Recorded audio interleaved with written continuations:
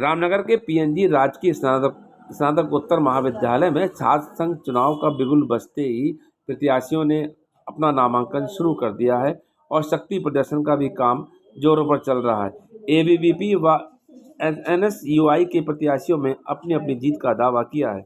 बता दें कि छात्र संघ चुनाव को लेकर आज महाविद्यालय में प्रत्याशियों ने अपना अपना नामांकन कराया। इस दौरान किसी भी प्रकार की नोकझोंक न हो, महाविद्यालय में पुलिस बल की मौजूदगी भी देखी गई और अध्यक्ष पद के लिए विद्यार्थी परिषद से आशीष मेहरा व एनएसयूआई से योगेश कुमार ने अपनी अपनी दावेदारी पेश की है।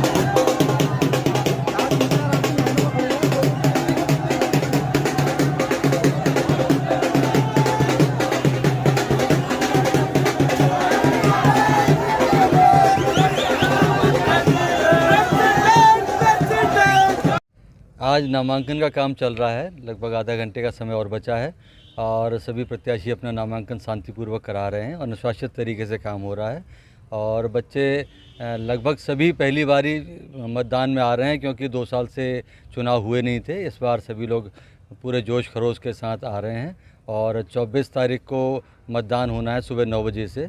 उससे पहले 23 तारीख को जनरल गैदरिंग है।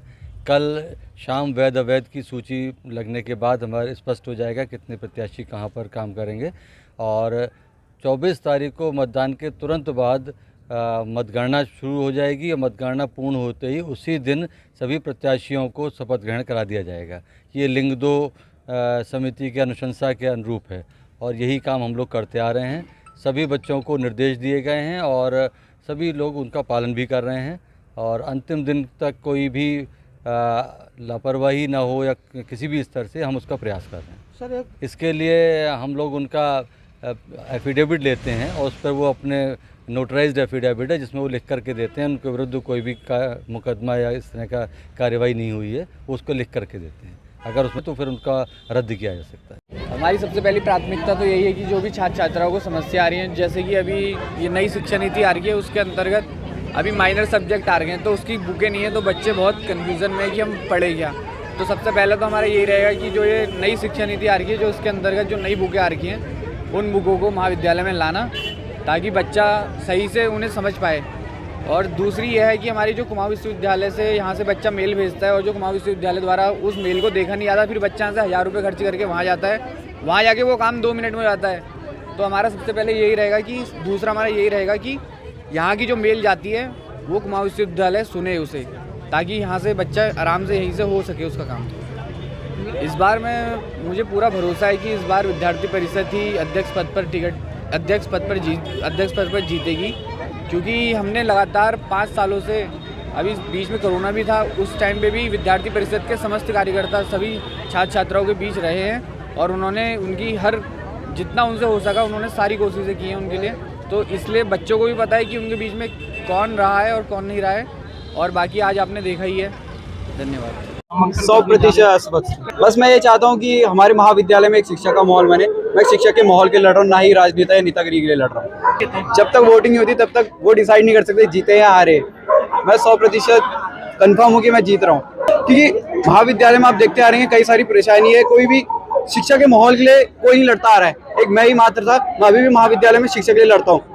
उनको कुछ दिख रहा है हमारे अंदर तभी वो हमारे पीछे हैं।